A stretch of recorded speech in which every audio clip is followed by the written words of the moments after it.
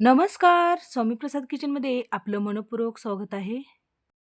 तर ताज्या-ताज्या मेथीच्या भाजीपासून मेथीची पातळ भाजी कशी बनवायची ते आपण या रेसिपीमध्ये बघणार आहोत. आणि ही मेथीची भाजी न खाणारे पण सगळेच हे आवडीनं खातील. तर अशा पद्धतीने तुम्ही नक्की एकदा मेथीची भाजी करून बघा आणि एकदम भारी लागते ही भाजी.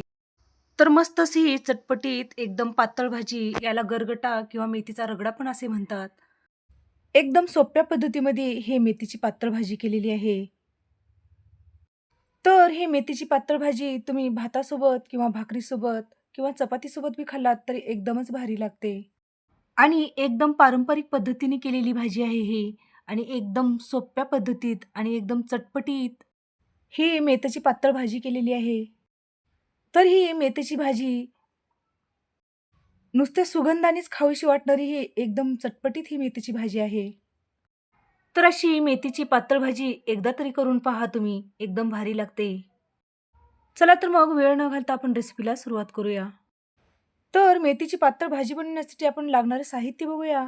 तर इथे मी एक जोडी मेथीच्या भाजीचे पानं-पानं तोडून घेतलेले आहेत. तर इथे 1 वाटी हिरव्या मुगाची डाळ घेतलेली आहे आणि 1 वाटी तुरीची डाळ घेतलेली आहे. 1 वाटी शेंगदाणे, कोथिंबीर आणि 2 मोठे टोमॅटो चिरून घेतलेले आहेत. फोडणीसाठी 1 चमचा जिरे घेतलेले आहे, अर्धा चमचा मोहरी, धना पावडर, हळद पावडर, चवीनुसार मीठ घेतलेलं आहे.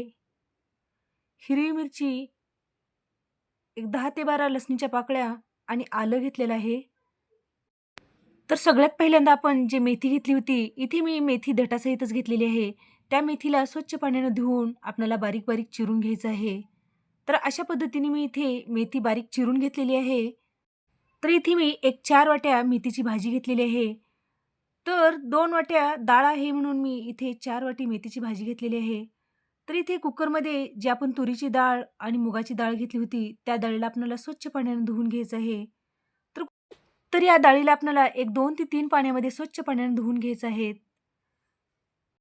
डाळ धुवून घेतल्यानंतर आपल्याला त्याच्यामध्ये पाणी घालून घ्यायचं आहे. नंतर आपल्याला याच्यामध्ये जे बारीक कट करून घेतलेले 2 टोमॅटो आहेत, ते टोमॅटो घालून घ्यायचे आहेत. शेंगदाणे घालून घेतलेले आहेत आणि ते बारीक कट करून घेतलेल्या हिरव्या मिरच्या घालून घेतलेल्या आहेत. तर मिरची तुम्ही आवडीनुसार कमी जास्त करू शकता. नंतर याच्यामध्ये आपण चिरून घेतलेली मेथी घालून घेतलेली आहे. तर इथे मेथी आणि डाळी बुडतील इतपतच आपल्याला पाणी घालून घ्यायचं आहे. म्हणजे डाळी हे एकदम व्यवस्थित शिजल्या जातात. तर कुकरला टोपण लावून घेतलेलं आहे आणि कुकर गॅसवर ठेवलेला आहे. एक 3 ते 4 आपल्याला या कुकरच्या शिट्ट्या करून घ्यायच्या आहेत. तर तुमच्या कुकरला किती शिट्ट्या लागतात डाळ आणि भाजी शिजायला, तितक्या तुम्ही शिट्ट्या देऊन घ्या. तर इथे माझ्या एक 3 ते 4 शिट्ट्यामध्ये हे भाजी आणि डाळ एकदम व्यवस्थित शिजली जाते. तर काही जणांच्या कुकरला डाळ एकदम पटकन शिजत नाही. म्हणून तुम्ही ते डाळ 1 तासभरासाठी ते डाळी भिजवून ठेवून मग कुकरला लावलात तर एक 2 ते 3 शिट्ट्यामध्ये एकदम परफेक्ट हे डाळ आणि भाजी शिजली जाते. तर इथे मस्त असं हे माझं कुकर झालेलं आहे आणि एकदम डाळ, त्याच्यामधली भाजी एकदम छान व्यवस्थित शिजली गेलेली आहे. तर याला मस्त अशी आपण चटपटीत आपल्याला याला फोडणी देणार आहोत. तर इथे मी गॅसवर कढई ठेवलेली आहे आणि कढईमध्ये एक 2 ते 3 चमचे तेल घालून घेतलेलं आहे. तेल छान कडकडीत गरम झाल्यानंतर त्याच्यामध्ये मोहरी घालून घेतली आहे. मोहरी छान तडतडली की त्याच्यामध्ये जिरं घालून घेतलं. जिरं छान फुलवून द्यायचं आहे.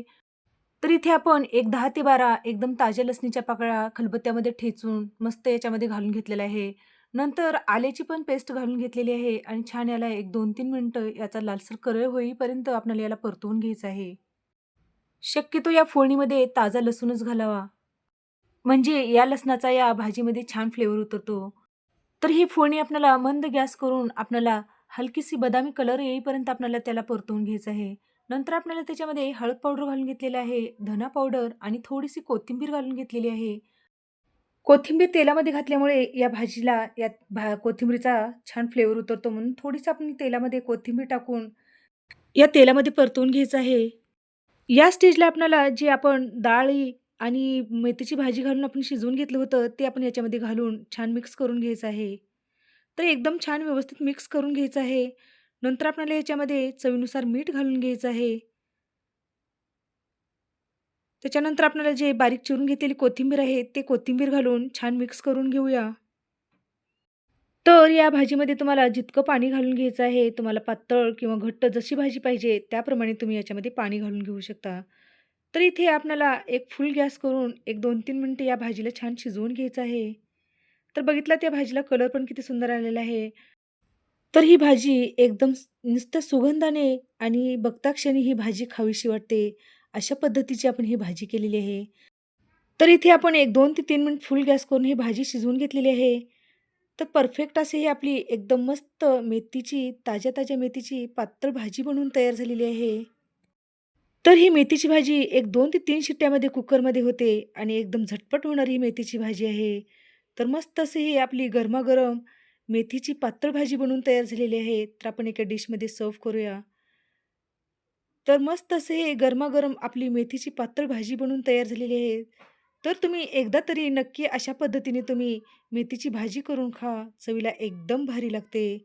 तर ही भाजी भाकरीसोबत किंवा गरम-गरम भातासोबत चवीला एकदमच भारी लागते. तर तुम्हाला आजची रेसिपी कशी वाटली कमेंटमध्ये नक्की सांगा.